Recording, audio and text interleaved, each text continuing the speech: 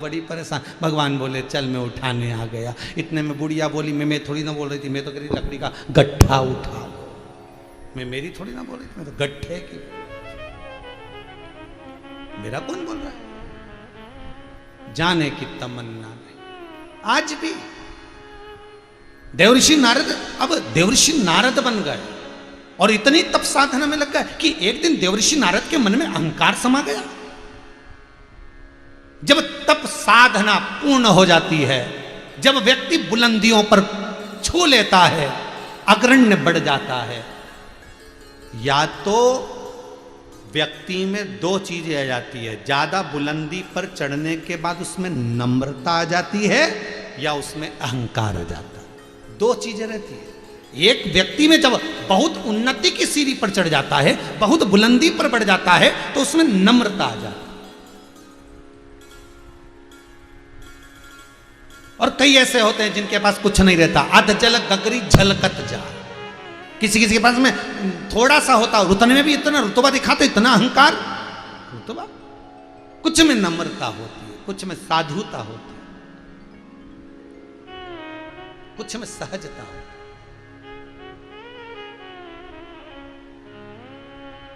है। एक बात तो देखी है सोमानी जी,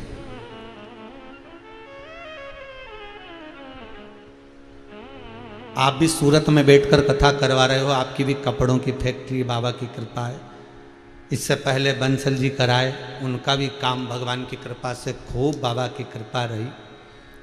पहले उसके पहले जो कथाएं करवाए हैं, किसी की हीरे की काम है, किसी का स्वर्ण का अधिक काम है, किसी का प्रॉप, ऐसे कई। एक कराने आए थे तो उनका बहुत अपार, ये जो लाइट का डीपी होन बनती हैं उसकी फैक्ट्रियां थी, अपार। पर हमने देखा नम्रता, जितने भी मिले, भले उनसे मिलना हुआ ना हुआ, पर नम्रता, भले धन आया पर इनके भीतर नम्रता परमात्मा ने दी है।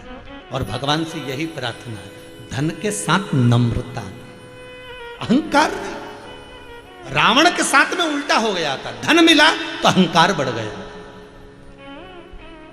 और आज सोमानी परिवार से भी अगर जुड़ना हुआ तो यह चीज देखने को मिली कि नम्रता किसको कहते, प्रेम किसको कहते, वो देखने को मिलता। नम्र,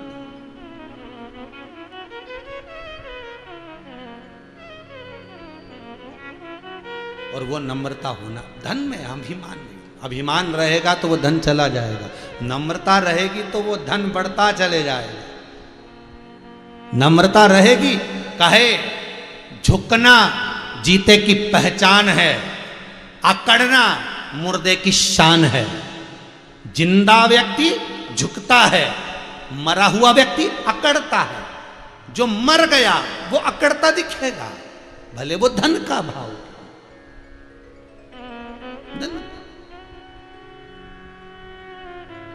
कई कई लोग ऐसे भी होते हैं जिनसे 25 बार जय श्री कृष्णा करो तो भी जय श्री कृष्णा नहीं निकलता। जय भोले की बोलो तो भोले ही नहीं निकलता। जिनसे जय राम जी की कहो तो राम राम नहीं निकलता। और कोई 2-3 बार खड़े होके गाड़ी अपन चला रहे हो, स्कूटी कुछ भी चला रहे हो, राम राम, और गाड़ी भुर भुर करो, राम राम राम राम, तो उनको इतना बुरा लगे, बताओ हमसे राम राम कर रहे। राम कहने में भी लोगों को बुरा लगा।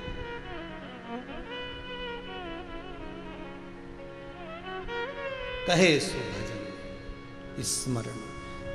देव ऋषि नारद को अहंकार आ गया, और वो अहंकार नारद जी के मन में आया तो उन्होंने तप साधना करी। तप साधना करी तो कामदेव को जीत लिया। अब संत है, काम को तो जीतना ही था। शिव महापुराण की कथा कहती है देवर्षि नारद ने कामदेव को जीता, और कामदेव को जीतते ही देवर्षि नारद काम को जीतते ही सीधे सबसे पहले अगर कहीं गए तो शंकर जी के पास में गए, और भोलेनाथ जी के पास जाकर बोले, वह भोलेनाथ शंभो शंभो शंभो। शंकर भगवान बोले देवर्षि नारद, जो नारायण नारायण करते थे आते हुए, आज शंभु शंभु शंभु कर रहा। क्या बात है, क्या हो गया, हुआ क्या है ये बताओ। देवर्षि नारद बोले आपको मालूम नहीं है। शंकर जी बोले जब से तुम तप कर रहे थे तब से हम साधना कर रहे थे, हमको नहीं। कभी भी ऐसी जगह पांव मत उलझाना कि बाद में निकालने में आपत्ति है। बहुत ध्यान देना। किसी लड़के और लड़की का संबंध हो रहा है, उसके माँ बाप को लड़की पसंद आ गई, लड़की के माँ बाप को लड़का पसंद आ गया, तुमसे पूछे तो बोलो। अब जब उनका मन ही बन गया शादी पक्का करने का, उनने सोच लिया लड़की अच्छी, इनने सोचा लड़का अच्छा, और उनका मन ही बन गया। अब तो केवल एक छोटी सी लौकिक रीति से तुमसे पूछा, काका जी शादी कर रहे हैं, लड़की देख ली लड़का देख लिया, आपस में हमको सब जम गया, बढ़िया है, आपसे पूछे कैसा लग रहा है। अब जब तुमने सब पक्का ही कर दिया, समझ ही गए हो, तो फिर काका जी को बोलना चाहिए हाँ जी कर दो। अपन से पूछा ही नहीं, पहले पूछते तो अपन खबर निकालते सब, हम वहाँ लड़के से संबंध कर रहे हैं, कैसा है लड़की कैसी है, संबंध निकाला जाता तो बात थी। जब पूछा ही नहीं और बाद में कोई पूछने आया तो तब मैं कहने हाँ साहब ठीक है, बीच में पाँव फंसाने से कौन सा मतलब है कि साहब वो तो लड़का अच्छा नहीं है, हमने सूचना, और सूचना सब ले लिए, सब मालूम है, पर पूछेंगे तो बोलेंगे। ना जाने वो कौन सा सीरियल था एक, हमसे तो किसी ने कहा ही नहीं, तो वो बस बोले सो कहो, क्यों?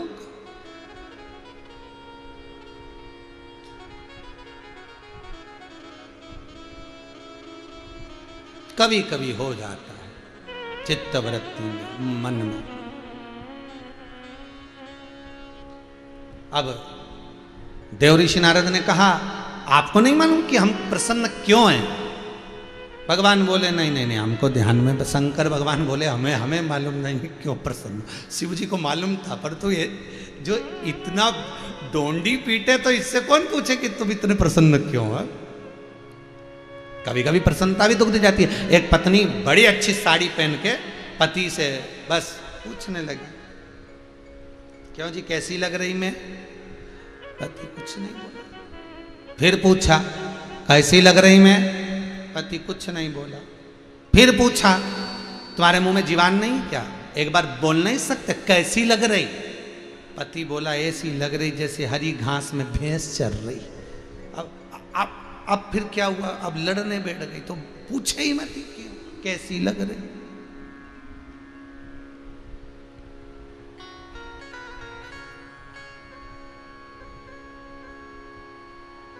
चलना क्या उसमें?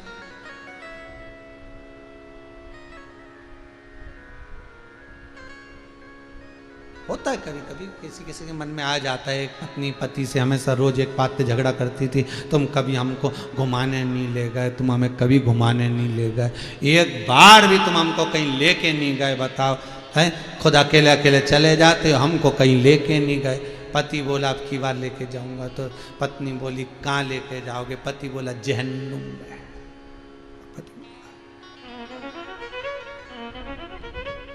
पत्नी बोली तुम ही जाओ, हम जाके क्या करें, तुम ही जाओ। अब देवऋषि नारद, अहंकार इतना समा गया था।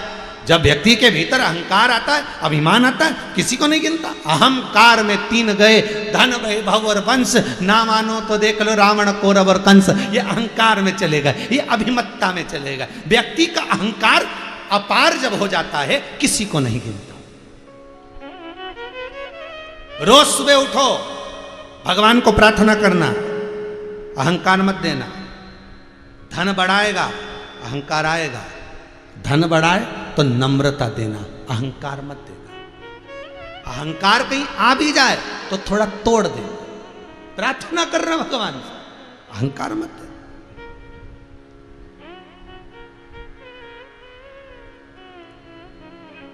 अहंकार न दे।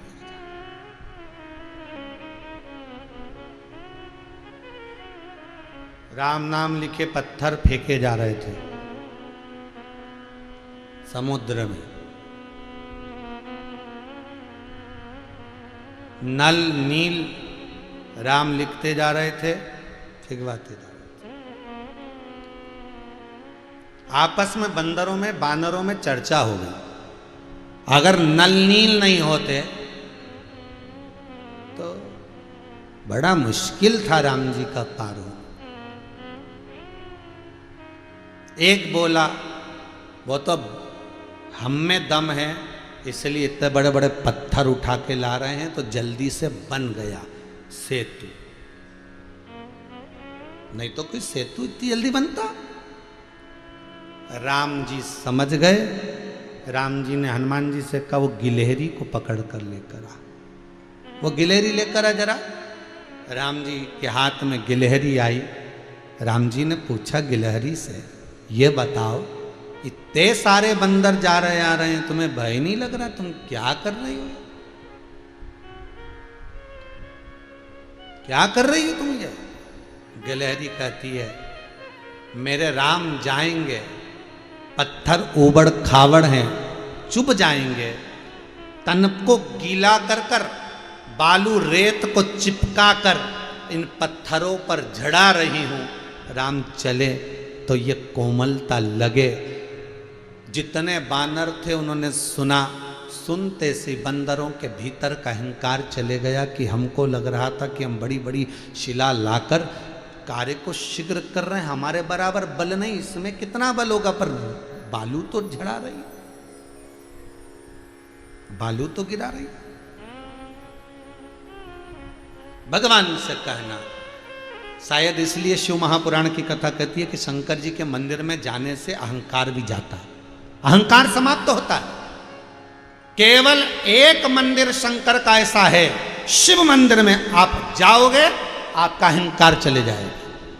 कितने भी अच्छे वस्त्र पहने हो, पानी में गिरे होंगे, थोड़ा बहुत उसमें कीचड़ भी लगेगा, पानी भी लगेगा, तो मन का अहंकार, वस्त्र का अहंकार चले जाएगा। भगवान का दर्शन करोगे, भीतर का अभिमान समाप्त हो।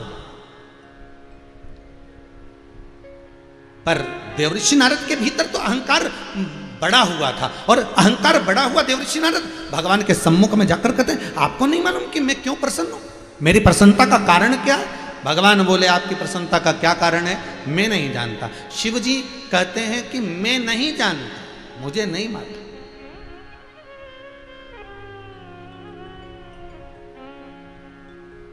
नारद जी बोले मैंने कामदेव को जीत लिया।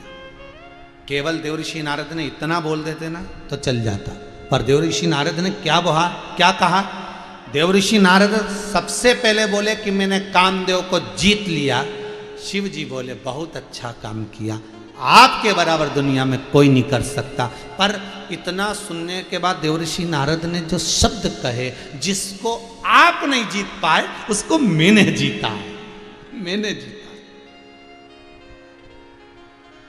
जो दुनिया का कोई नहीं कर पाया वो मैंने करा।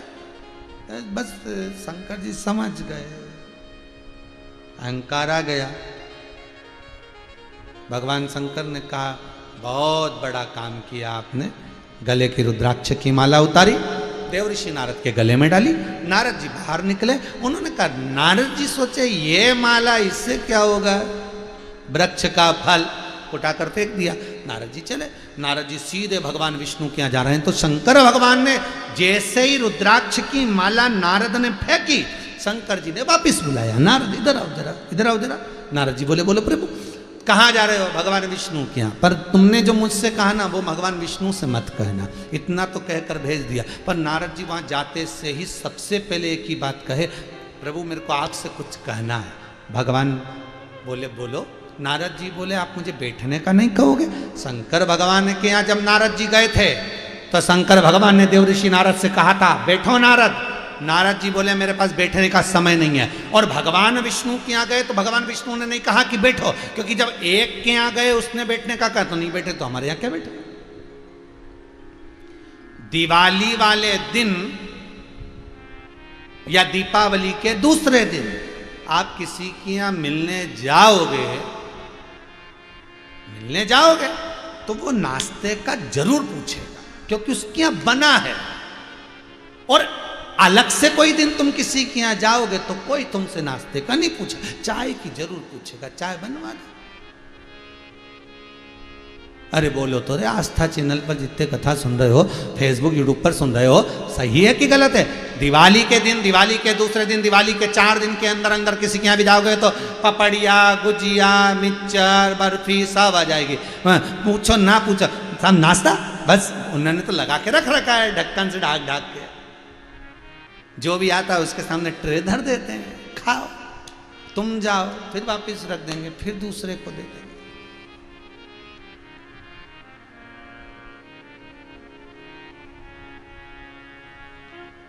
जो खास खास आइटम है वो तो उसमें भरा ही नहीं है, वो तो अपने लिए रखा, वो तो जो कल्ला ठल्ला बन गया वही धरा है।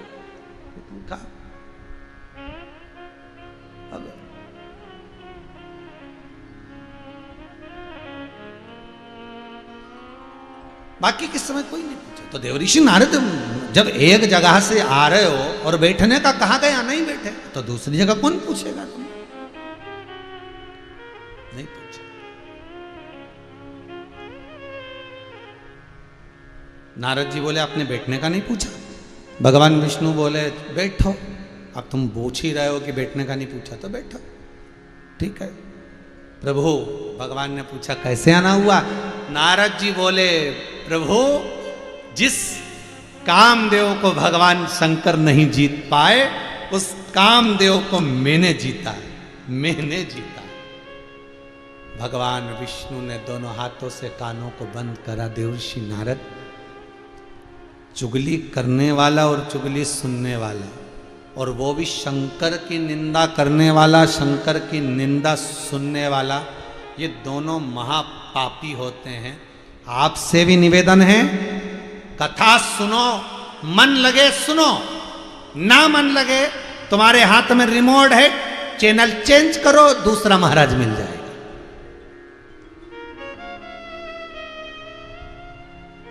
अच्छी लगे सुनो, शिव महापुराण में तुम्हारा मन लगे तो सुनो, नहीं तो हाथ में रिमोट रखा है, तुम्हारे पलंग पे ही पड़ा है, तुम्हारे सोफे पे ही रखा है, तुम्हारे बाजू में ही रखा है, तुम्हारे पास में सिर के पास रखा है, तुरंत चेंज कर दो, दूसरा महाराज मिल जाएगा, दूसरा चैनल चालू हो जाएगा।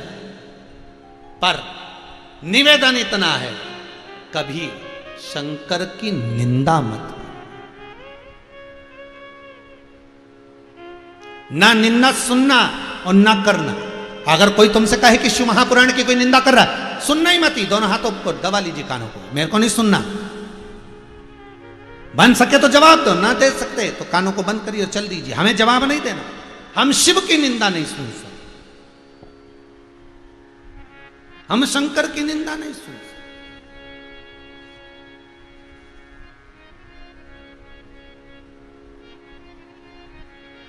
अरे भाई, वो सूर्पणखा ने कौन सा ऐसा कर्म कर दिया था जो लक्ष्मण के द्वारा उसकी नाक कटी थी? जरा कथा निकालिए। जो राम जी के सामने जाकर कहती है, तुम सम पुरुष न मौसम नारी। क्या संजोग लिखा भगवान ने, तुम्हारे जैसा पुरुष नहीं होगा, मेरे जैसी नारी नहीं होगी। राम जी बोले बिल्कुल सही कह रही, तेरे जैसी कोई दूसरी होगी भी नहीं, और मेरे जैसा कोई दूसरा होगा भी नहीं। बिल्कुल, ये तो गलत कहा ही नहीं उसने, बिल्कुल सत्य कहा।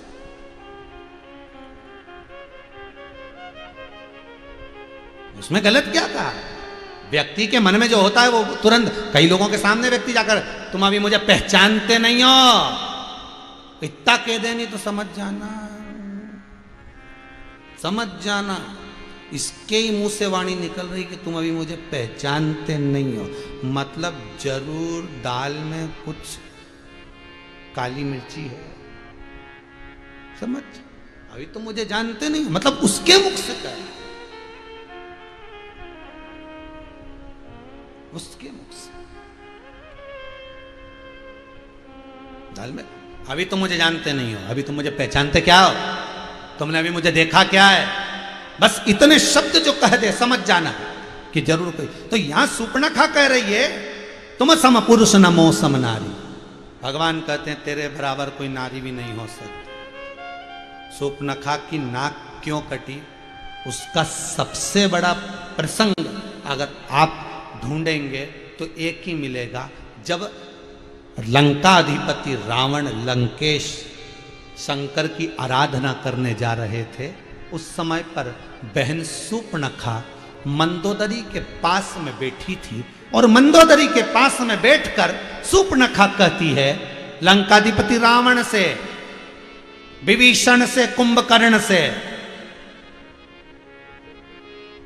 अरे भैया लंकेश, क्या रखा है पत्थर की पूजन में? ये सूर्पणखा संबोधन कर रही है। बहुत ध्यान देना जरा, शिव महापुराण की कथा कहती है निंदा करने वाला, निंदा सुनने वाला पशु का योनि पाता है, पशु का मुख पाता है। नारद जी ने शंकर की निंदा करी थी, इसलिए राम कथा कहती है बंदर का मुंह लगा था। शिव जी की निंदा भगवान विष्णु ने सुनी थी, इसलिए उनको घोड़े का मुख लगाता हयग्रीव अवतार हुआ था। सूर्पणखा लंकाधिपति रावण लंकेश जा रहा है भगवान शंकर के शिवलिंग की पूजन करने के।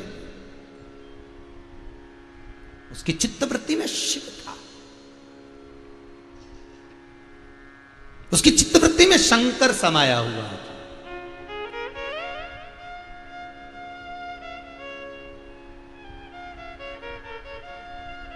और वो हमेशा शिव का उपासक, उसकी चित्तवृत्ति में वो रमा हुआ है, जुड़ा हुआ है और जा रहा है। और सूर्पणखा मंदोदरी से कह रही है क्या रखा है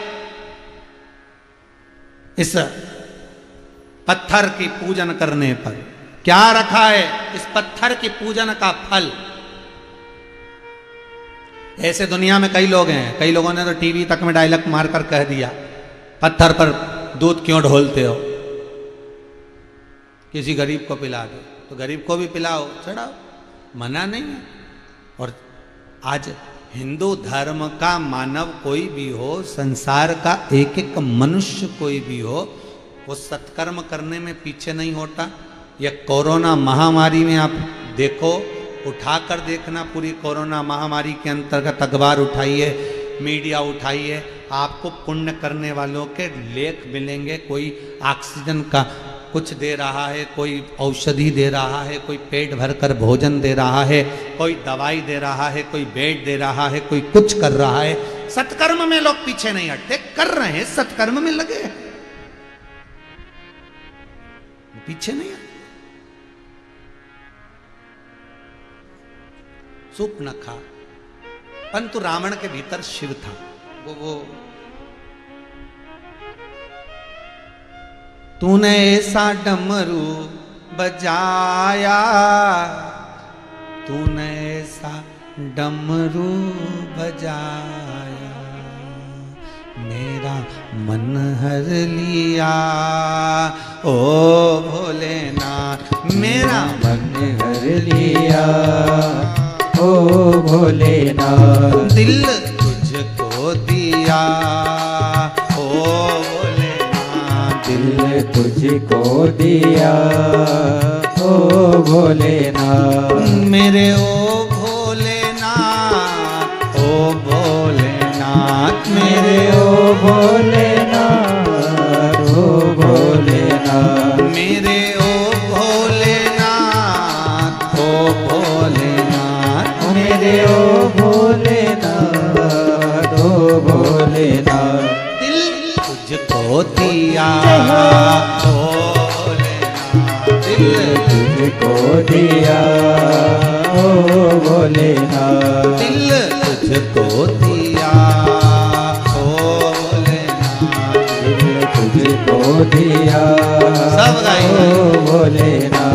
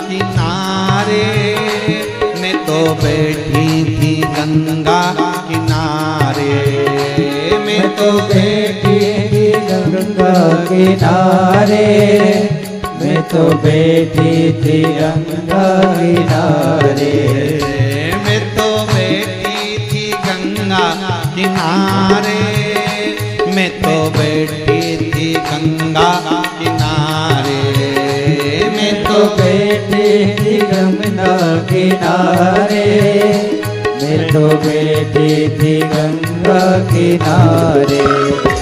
आके दर्शन दिया ओ भोलेनाथ, आके दर्शन दिया ओ भोलेनाथ, दिल तुझको दिया ओ भोलेनाथ, दिल तुझको दिया ओ भोलेनाथ, मेरे ओ भोलेनाथ, ओ भोलेनाथ, मेरे ओ भोलेनाथ, ओ भोलेनाथ, मेरे ओ भोलेनाथ, ओ भोलेनाथ, मेरे ओ भोलेनाथ, ओ भोलेनाथ, दिल तुझको दिया ओ भोलेनाथ, दिल तुझको दिया ओ भोलेनाथ, ये क्या कर दिया ओ भोलेनाथ, ये क्या कर दिया ओ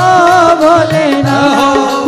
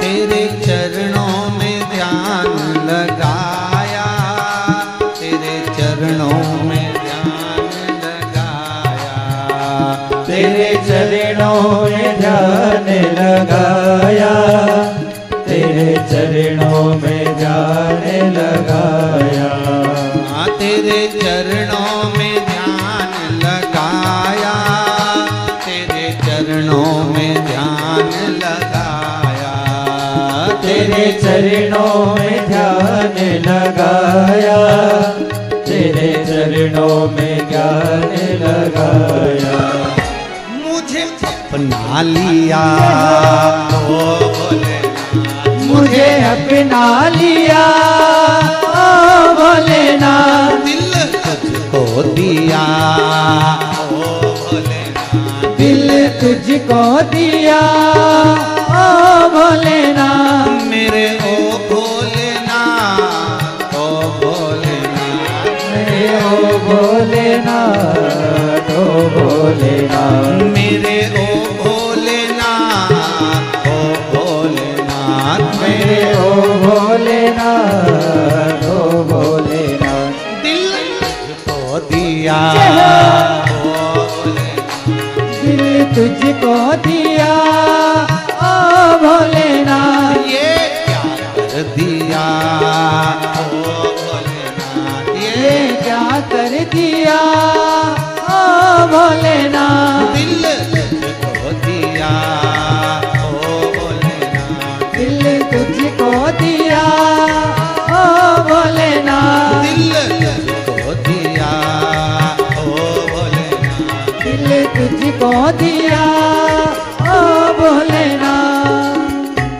भगवान शिव की कथा करती लंकाधिपति रावण लंकेश शिव की आराधना करने जा रहा है और शूर्पणखा उसमें बीच में निंदा दी, कुछ चुगली कुछ निंदा परोस।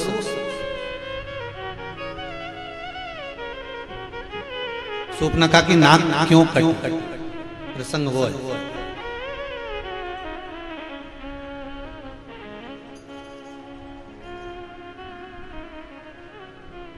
क्या राम जी जरा सा इशारा करेंगे सूर्पनखा के लिए कि इसकी नाक काट दो? अगर लक्ष्मण को मेरे राम आदेश दे रहे हैं कि इसकी नाक काट दो, तो कोई राम ऐसे ही नहीं कह देंगे हर किसी को नाक कटवा दे। राम जी को भी मालूम है कि नाक कटेगी तो कुरूप हो जाएगी, रूपवान नहीं रहेगी।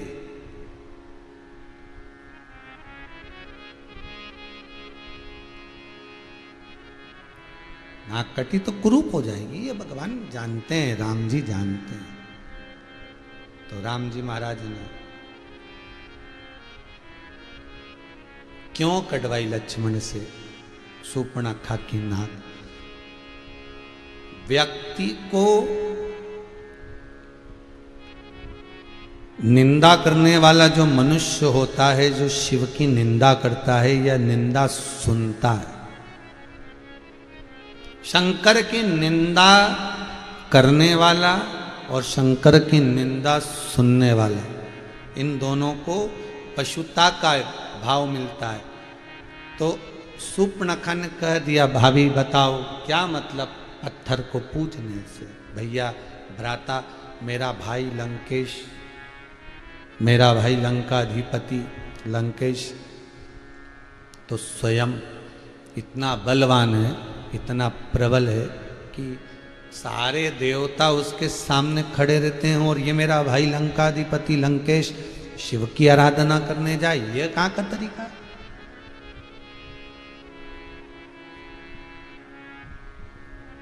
कल कथा में कहा था, आप कथा संभालो, आप मंदिर संभालो, आप भगवान की पूजा संभालो, भगवान तुम्हारा घर संभालेगा। कल की कथा में कहा था, आप तो केवल भगवान को संभाल लो, भगवान पूरा घर संभाल। अब सौंप दिया इस जीवन का सब भार तुम्हारे हाथों में, हे हार तुम्हारे हाथों में और जीत तुम्हारे हाथों में। अब ये मन उसका वो संभाल।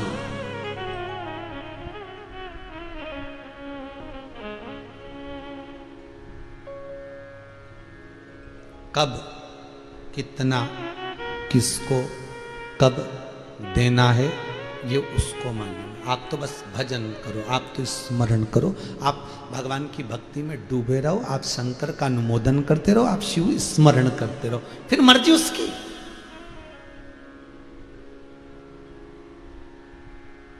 क्या भय खाना, क्यों भ्रमित होना? फिर मन उसका है, फिर विचार उसका है।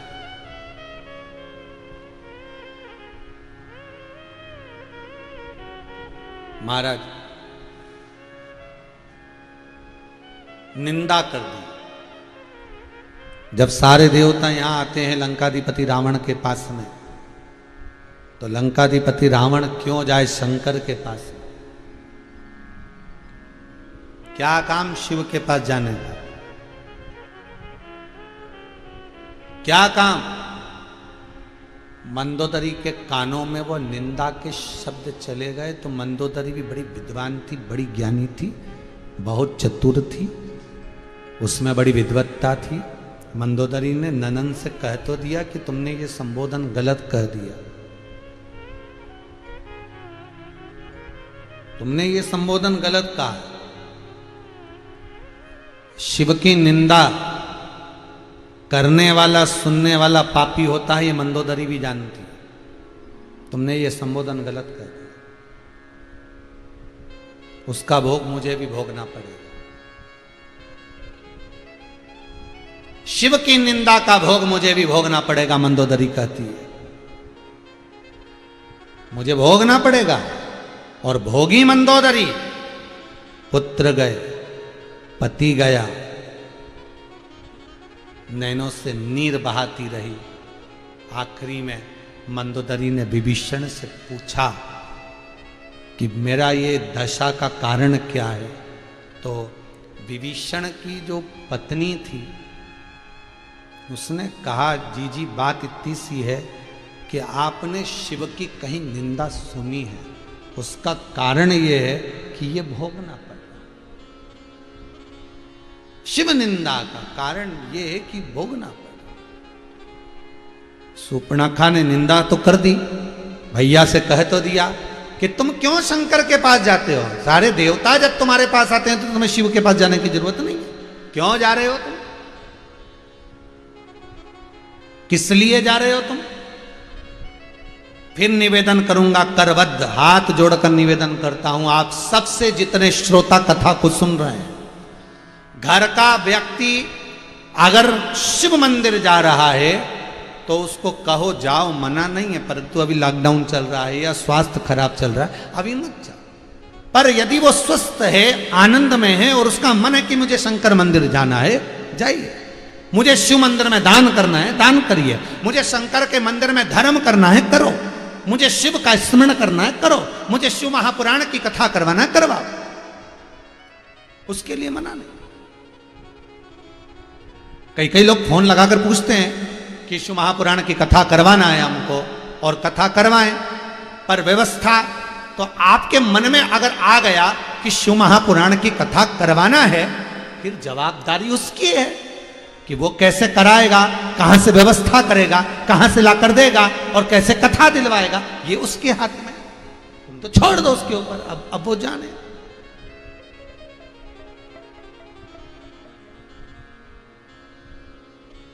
बुझाने की कथा।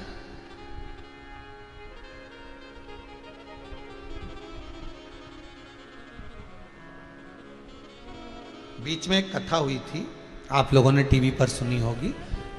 एक सेठ जी कथा कराने के लिए आए थे, तो उनके बच्चों ने कहा था, गुरुदेव घर से माता पिता आ जाएंगे कथा सुनने के लिए। उस समय पर लॉकडाउन नहीं था। घर से माता पिता आ जाएंगे और हमारे को समय थोड़ा सा कम मिलता है और हम नहीं आ पाएंगे। तो